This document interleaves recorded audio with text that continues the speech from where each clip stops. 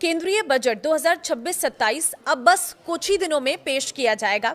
वित्त मंत्री निर्मला सीतारमण 1 फरवरी 2026 को रविवार के दिन लोकसभा में इसे पेश करेंगी और इस बार का बजट बहुत सारी उम्मीदें लेकर आने वाला है।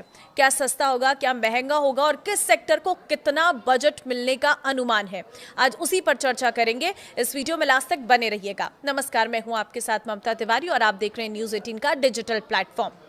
देखिए, वित्त मंत्री निर्मला सीतारमण का ये नवा बजट है लगातार, जो स्वतंत्र भारत के इतिहास में एक बड़ा रिकॉर्ड है।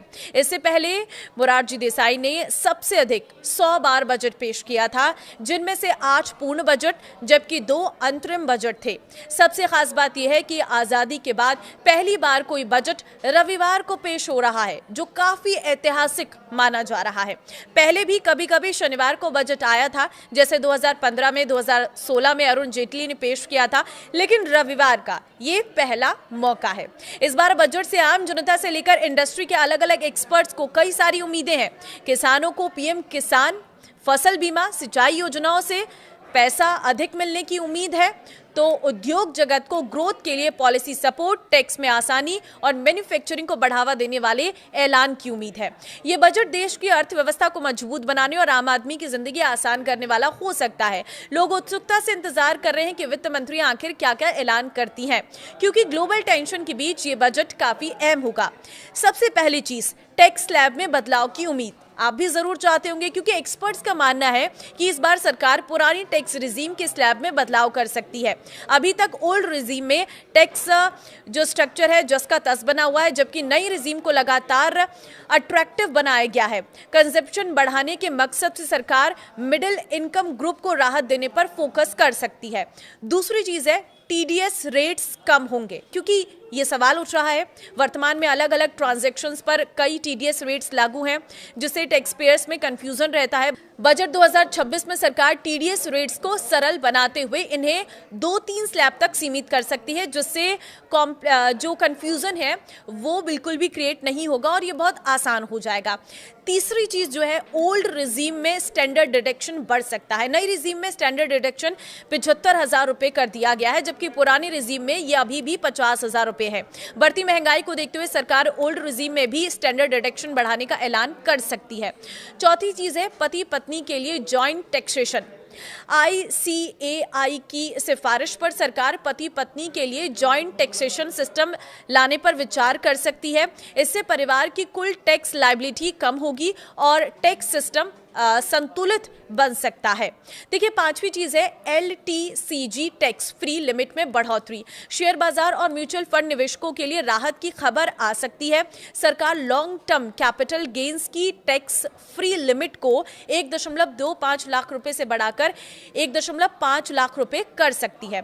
देखिए, बढ़ती महंगाई के बीच आम आदमी के लिए सबसे भारी बोझ घर और इलाज से जुड़ा खर्च माना जाता है। ऐसे में टैक्स पेयर्स उम्मीद कर रहे हैं कि टैक्स स्लैब में बदलाव के साथ साथ सरकार रोजमर्रा के जरूरी खर्चों पर छूट देकर उन्हें राहत दे। मौजूदा समय में होम लोन के जो ब्याज है उस पर 2 लाख रुपए तक की जो छूट मिलती है, ये प्रॉपर्टी की बढ़ती कीमतों के मुकाबले काफी कम मानी जा रही है। दूसरी चीज है कि बजट 2026 से मिडिल क्लास रोजगार से जुड़ी कई उम्मीदें लगाए बैठा है। उन्हें उम्मीद है कि सरकार बजट 2026 में रोजगार और स्किलिंग को प्राथमिकता देगी, जिससे नए रोजगार का सृजन होगा और मिडिल क्लास को इससे फायदा मिलेगा। रोजगार बढ़ने से घर में आमदनी बढ़ेगी। साथ ही अगर सरकार MSME लोन में युवाओं पर ध्यान देती है तो स्वरोजगार के कई नए रास्ते खुल सकते हैं। वरिष्ठ नागरिकों के लिए नई टैक्स स्कीम उतनी आकर्षक नहीं है। बुजुर्गों को स्वास्थ्य और इंश्योरेंस खर्चों पर राहत की जरूरत होती है। ऐसे में उन्हें मेडिकल खर्चों में सरकार की ओर से बड़ी राहत मिल सकती है। अगर ऐसा होता है तो बुजुर्गों को काफी फायदा होगा। उद्योग जगत का मानना है कि इस बार बजट में आर्टिफिशियल इंटेलिजेंस AI इंफ्रास्ट्रक्चर को प्राथमिकता मिलनी चाहिए। हैप्पीएस्ट माइंड्स के CEO के अनुसार भारत को केवल AI का उपभोक्ता नहीं बल्कि ग्लोबल लीडर बनने की दिशा में आगे बढ़ना चाहिए। इसके लिए स्वदेशी हार्डवेयर, डेटा सेंटर, स्टार्टअप्स को सपोर्ट, टैक्स इंसेंटिव्स और इसके साथ ही स्किलिंग प्रोग्राम की जरूरत है। बाजारों को भी बजट से उम्मीद है, क्योंकि निवेशकों को इनकम टैक्स में राहत करीब 11.512 लाख करोड़ के टैक्स खर्च और फिजिकल डेफिसिट को 4.4% के आसपास रखने की उम्मीद है। कुल मिलाकर बजट 2026 से यह अपेक्षा की जा रही है कि वो ग्रोथ, रोजगार और इनोवेशन तीनों को नई गति देगा। कई एक्सपर्ट्स का मानना है कि अगर बजट में एंट्री लेवल ईवी को टैक्स छूट, सब्सिडी और आसान फाइनेंसिंग के साथ शामिल किया गया तो ये देश के ईवी इकोसिस्टम के लिए गेम चेंजर साबित होगा। इससे घरेलू कंपनियों को उत्पादन बढ़ाने, नई तकनीक विकसित करने और रोजगार के नए अवसर बनाने का मौका मिलेगा। तो आपको क्या लगता है, इस बजट में क्या आना चाहिए जिससे आपको फायदा मिले? कमेंट में जरूर बताना, और अगर आप मेरी इस वीडियो से सहमत है तो इसे शेयर जरूर करना। नमस्कार।